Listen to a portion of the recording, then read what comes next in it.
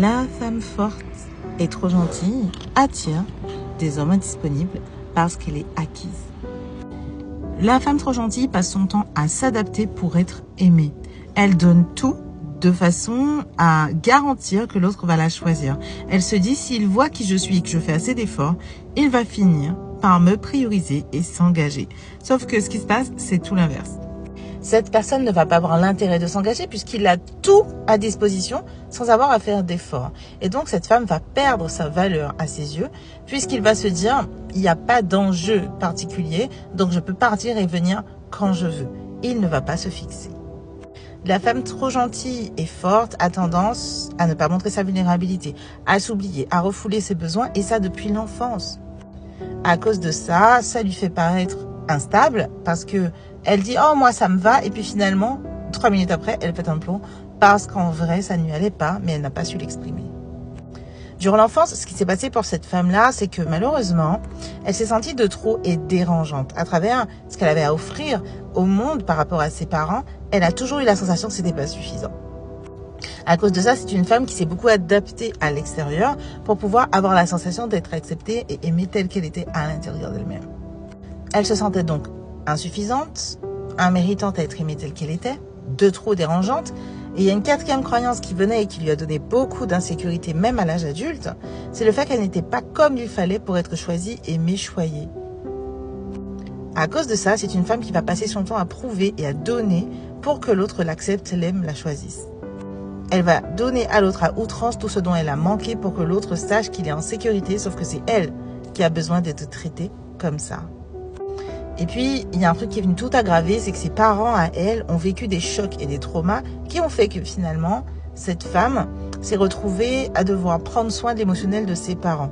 Même si ça ne se voyait pas forcément, elle faisait attention à ne pas exprimer ses besoins et ses émotions de façon à ce que ses parents eux-mêmes restent en sécurité.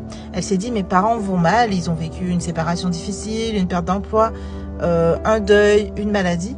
Et moi, si j'en rajoute avec mes émotions, déjà qu'elles n'étaient pas acceptées, ça va faire un raz-de-marée. Du coup, c'est une enfant qui, depuis petite, a passé son temps à refouler absolument tout ce qu'elle ressentait. Et pire, qui a pu vivre elle-même des chocs comme du harcèlement, comme des attouchements, comme de la trahison. Et finalement, elle a tout gardé pour elle, de peur de déranger encore plus ses parents et d'être un poids pour eux.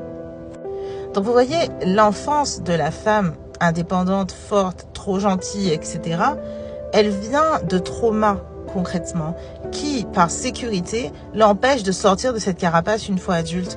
Donc il faut bien comprendre que même si ces traumas sont invisibles, même s'ils sont fins et qu'on ne se dit pas, bah tiens, elle a vécu quelque chose de super grave qui explique ça, non, elle a porté cette carapace parce qu'elle ne pouvait compter sur personne. C'est les autres qui comptaient sur elle, en tout cas c'est ce qu'elle s'est raconté.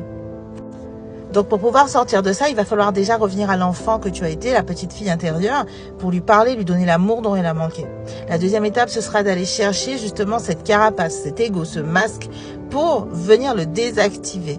Parce qu'il naît de tes croyances limitantes. Je suis insuffisante, je ne suis pas méritante, je suis de trop et dérangeante, tu portes une carapace. Ça, c'est dû au fait que tu n'as jamais été déprogrammé ton ego de survie. La 3e étape, ce sera d'aller libérer le système nerveux des artefacts et des traumas, parce que même si tu désactives le mécanisme de sabotage, même si tu reviens à l'enfant intérieur, lui donner de l'amour, si le corps n'est pas libéré par de la charge émotionnelle, eh bien, le mécanisme va revenir. Donc, c'est l'ensemble des 3 que j'appelle la guérison tête, cœur, corps, qu'il va falloir engranger dans ta vie. Et si tu souhaites aller plus loin et commencer ton parcours en autonomie, j'ai créé un bilan 100% offert qui relate des 6 traumas de l'enfant intérieur qui va te permettre de venir guérir en autonomie et comprendre exactement comment tu vas faire pour sortir de cette carapace définitivement. Et tu peux le télécharger de façon offerte dans ma bio.